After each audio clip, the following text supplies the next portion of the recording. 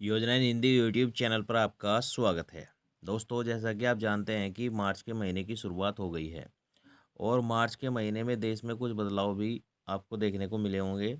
और ऐसे ही 5 जो नियम बदले हैं हम आपके लिए लेकर आए हैं, जो मार्च के महीने में लागू हो गए हैं। और इन बदलावों से आप पर क्या असर होगा और क्या फ़ायदा क्या नुकसान होगा, हम आपको इस वीडियो में बताएंगे। जैसा कि यूपीआई को लेकर नियम है, और आपका जो अगर आपका डीमैट अकाउंट है उसको लेकर भी नियम है, और अगर आपके पास गैस सिलेंडर है तो उसको लेकर भी कुछ रूल लागू किए गए हैं। तो सब कुछ जानकारी आपको बताएंगे। 5 ऐसे ही नियम लेकर हम आए हैं, बदलाव लेकर आए हैं, जो देश में आपको देखने को मिलेंगे। तो चलिए वीडियो में आगे बढ़ते हैं, लेकिन उससे पहले अगर आपने वीडियो को लाइक नहीं किया है तो लाइक करिएगा, चैनल पर नए आए हैं सब्सक्राइब भी जरूर करिएगा। चलिए बढ़ते हैं आगे। देखिए, जो पहला नियम है म्यूचुअल फंड का नया नियम है। अगर आप स्टॉक मार्केट में पैसा लगाते हैं, इसी का एक तरीका म्यूचुअल फंड भी है। यानी कि स्टॉक मार्केट में अगर आप पैसा लगाते हैं, म्यूचुअल फंड में पैसा लगाते हैं, अब म्यूचुअल फंड को लेकर ही नया नियम आया है। फोलियो और डीमैट खातों के लिए नामांकन प्रक्रिया को सुधारने के लिए भारतीय प्रतिभूति और विनियम बोर्ड सेबी ने नए नियम जारी किए हैं। और क्या नियम जारी करे हैं वह भी आप जान लीजिएगा, अगर आप भी म्यूचुअल फंड में पैसा लगाया हुआ है या आप लगाना चाह रहे हैं। 1 मार्च 2025 से प्रभावित संशोधित नियम के अनुसार अब एसेट ट्रांसफ़र को आसान बनाया गया है। जैसे म्यूचुअल फंड में पैसा लगाने वालों को इसमें क्या फ़ायदा होगा। निवेशक अगर बीमार हो जाता है या उसकी मृत्यु हो जाती है तो उस स्थिति में ये बदलाव काफ़ी काम करेंगे। अगर जो निवेश करता है, पैसा लगाया है, वह बीमार हो जाता है या उसकी मृत्यु हो जाती है, तो इस स्थिति में यह बदलाव काफ़ी काम करेंगे।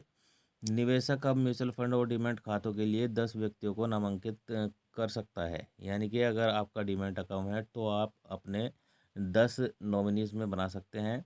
अघोषित संपत्तियों को रोकने के लिए एकल धारक खातों के लिए नामित व्यक्ति प्रदान करना अनिवार्य है। इसी के साथ निवेशकों को पैन कार्ड, आधार, अंतिम 4 अंक या ड्राइविंग लाइसेंस नंबर सहित अन्य नामांकित जानकारी प्रदान करनी होगी। चलिए, तो हो गया डीमैट अकाउंट का।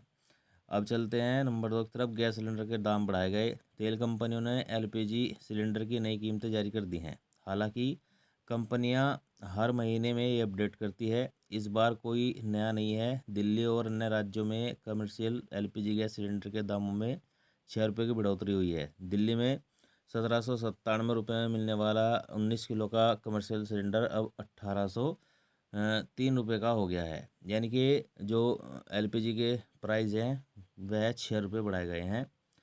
चलिए अब देखते हैं एफडी करने वालों को होगा फ़ायदा। 1 मार्च से कुछ बैंक अपनी स्वावधि एफडी ब्याज दरों में बदलाव कर रहे हैं।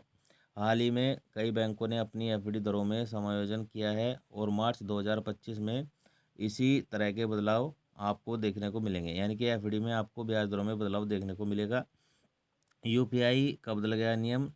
मार्च महीने से यूपीआई यूजर्स के लिए इंश्योरेंस प्रीमियम का भुगतान करना आसान होगा। Insurance regulatory of development authority IRDA ने बीमा एएसबीए के नए फीचर के साथ लाभ दिया है। इससे पॉलिसी धारक बीमा भुगतान के लिए फंड ब्लॉक कर सकते हैं, जिससे पॉलिसी स्वीकार होने के बाद ही समय पर भुगतान सुनिश्चित हो सके। अगर बीमाकर्ता प्रस्ताव को अस्वीकार कर देता है तो ब्लॉक की गई राशि अनब्लॉक हो जाएगी।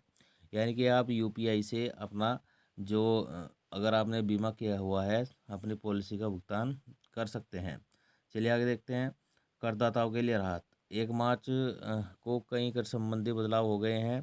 कर स्लैब और टीडीएस स्रोतों पर कर कटौती की सीमा में संशोधित किए जाने की संभावना थी, और जिससे करदाताओं को राहत मिलेगी। तो साथियों, ये कुछ 5 नियम 1 मार्च 2025 से देश में लागू हो गए हैं। यही थी जानकारी जो सोशल मीडिया से हमें प्राप्त हुई है और हमने आपके साथ शेयर की है। वीडियो अगर आपको अच्छा लगा हो तो लाइक शेयर कमेंट जरूर करिएगा। चैनल पर नया आए हैं सब्सक्राइब भी जरूर करिएगा।